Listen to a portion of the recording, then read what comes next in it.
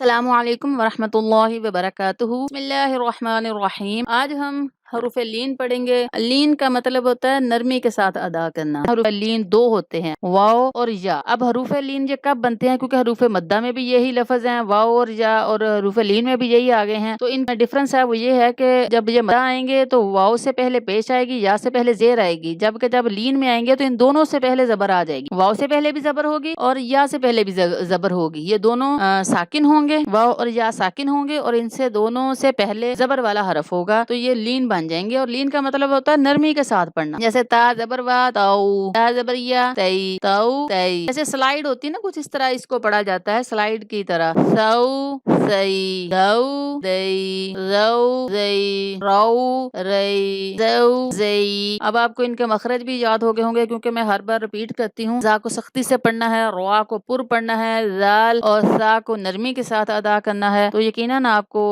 ایسا ایسا یاد ہو رہے ہوں گے، اگر نہیں ابھی ہوئے تو۔ سین کو سختی کے ساتھ پڑھیں گے، سین اور زا کا مخرج ایک ہوتا ہے، سیٹی جیسی آواز ان میں پیدا ہوتی ہے۔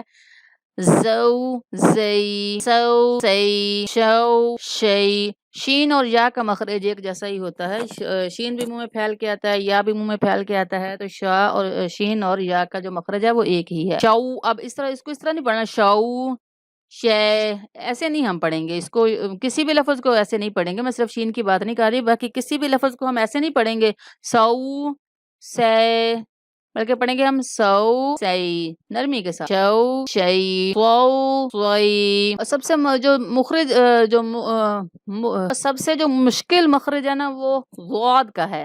اب کچھ لوگ اس کو دعاد پڑھتے ہیں، کچھ لوگ اس کو زواد پڑھتے ہیں، جبکہ ہم اس میں نہیں جاتے کہ زواد ہے یا دعاد ہے۔ تو یہ اس کا مخرج ایسے ہے کہ ہم اس کو پڑھتے زواد ہیں، لیکن اس کی جب ہم اس کو اتنا پر کرتے ہیں، اس کو صحیح اپنے مخرج سے نکالتے ہیں، تو اس کی آواز جو ہے وہ دعاد جیسی آتی ہے۔ تو اس لیے پڑھنا زواد ہے، جب ہم اس کو پورے اپنے مخرج سے ادا کریں گے تو آواز اس کی دعاد جیسی نکلتی ہے، جیسے واو وئی، تو وئی۔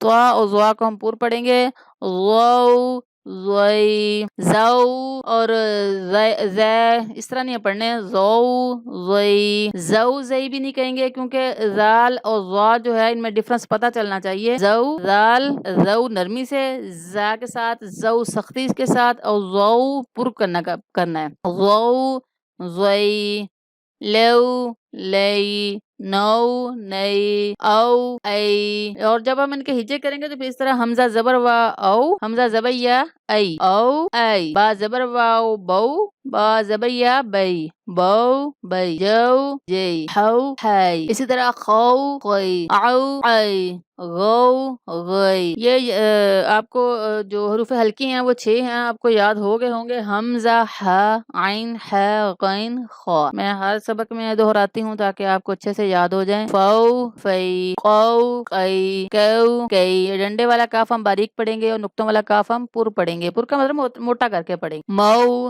مئی، واو وئی، ہو ہئی، یو یئی۔ الحمدللہ آج ہم نے حروف لین بھی پڑھ لیے ہیں۔ حروف لین 2 ہیں، واو اور یا، اور یہ حروف لین کب بنتے ہیں؟ جب یہ دونوں ساکن ہو اور ان سے پہلے زبر والا حرف آ جائے تو یہ حروف لین بن جائیں گے۔ لین کا مطلب ہوتا ہے نرمی کے ساتھ پڑھنا، تو ان کو ہم بہت ہی نرمی کے ساتھ پڑھیں گے۔ الحمدللہ اللہ تعالی ہمارے پڑھنے، یاد کرنے میں اور یاد رکھنے میں آسانیاں پیدا فرمائے، آمین۔ السلام علیکم ورحمۃ اللہ وبرکاتہ۔